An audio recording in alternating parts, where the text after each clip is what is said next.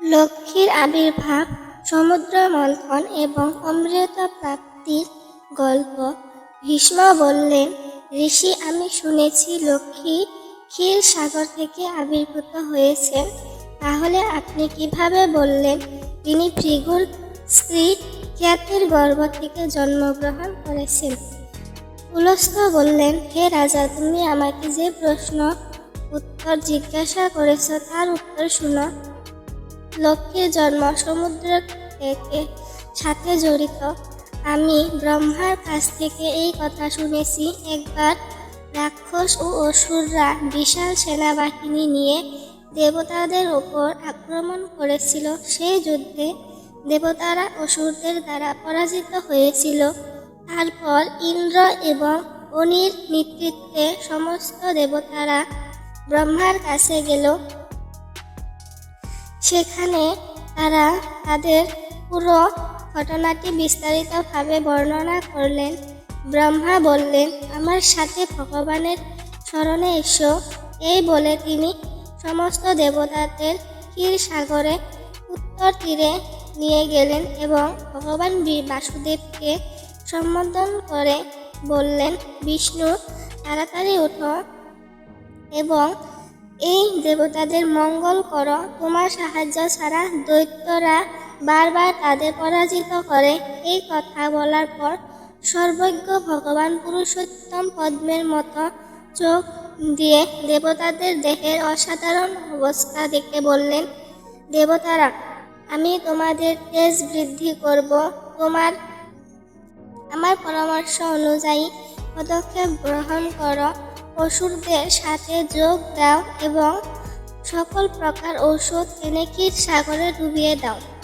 এটি ভেতরে রাখো। তারপর মন্দার পর্বতকে দণ্ড হিসাবে এবং বাসুকীকে দড়ি হিসাবে ব্যবহার করে সমুদ্র মন্থন করো এবং সেখান থেকে অমৃত আহরণ করো। আমি তোমাকে এই কাজে সাহায্য করব। সমুদ্র মন্থন থেকে যে অমৃত বের হবে তা পান করে তুমি শক্তিশালী এবং অমর হয়ে উঠবে। পরমেশ্বরের কাছ থেকে এই কথা শুনে সমস্ত দেবতারা অসুরদের সাথে একটি চুক্তি করেন এবং অমৃত আহরণের প্রচেষ্টা শুরু করেন।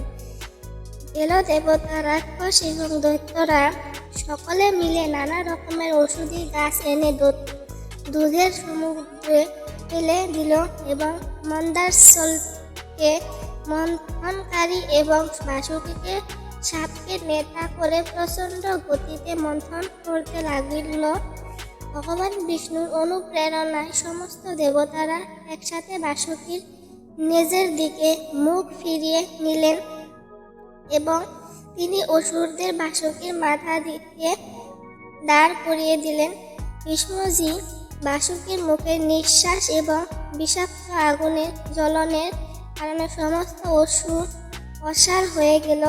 দুধের সমুদ্রের মাঝখানে ব্রহ্ম বেদের শ্রেষ্ঠ এবং সবচেয়ে উজ্জ্বল মহাদেব ভগবান বিষ্ণুর পিঠে কচ্ছপের আকারে দাঁড়িয়েছিলেন। মন্দার জলটিকে পদ্মের মতো তাদের বাসুতে ধরেছিলেন।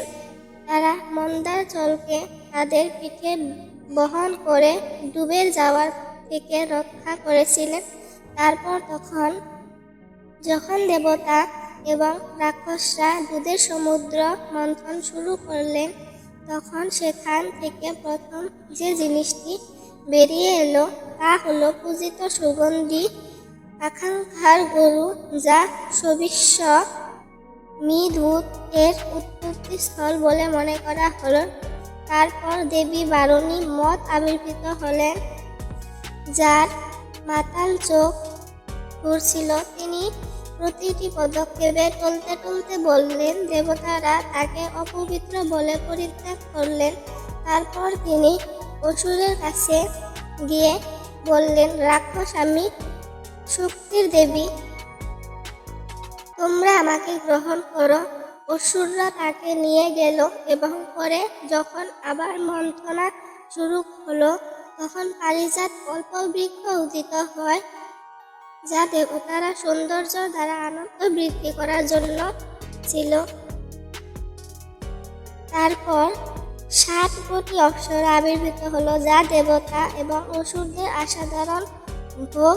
যারা পূর্ণ কর্ম করে স্বর্গে যায় তাদের ওপর সমান অধিকার রয়েছে। অপ্সরা আবির্ভূত হওয়ার পর শীতল রশ্মি সহ চাঁদ, যা দেবতাদের আনন্দ এনেছিল, ভগবান শঙ্কর তাদের নিজের জন্য চেয়ে নিলেন এবং বললেন, হে দেবতারা, এই চন্দ্রগুলি আমার জটা চুলে অলঙ্কার হবে, তাই আমি তাদের গ্রহণ করলাম।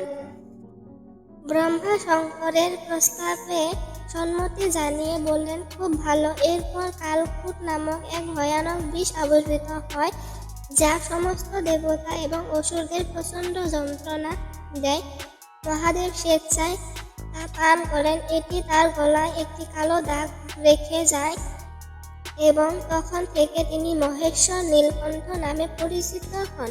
ক্ষীরসাগর, দুধের সমুদ্র থেকে অবশিষ্ট বিষের অংশটি সর্পরা খেয়ে ফেলে। তারপর ধন্বন্তরীর হাতে অমৃত ভরা জলপাত্র দিয়ে আবির্ভূত হলেন। পরবর্তী পর্বটি কমেন্টে পেয়ে যাবেন। ধন্যবাদ, ভালো থাকবেন, সুস্থ থাকবেন। রাধে রাধে সবাইকে।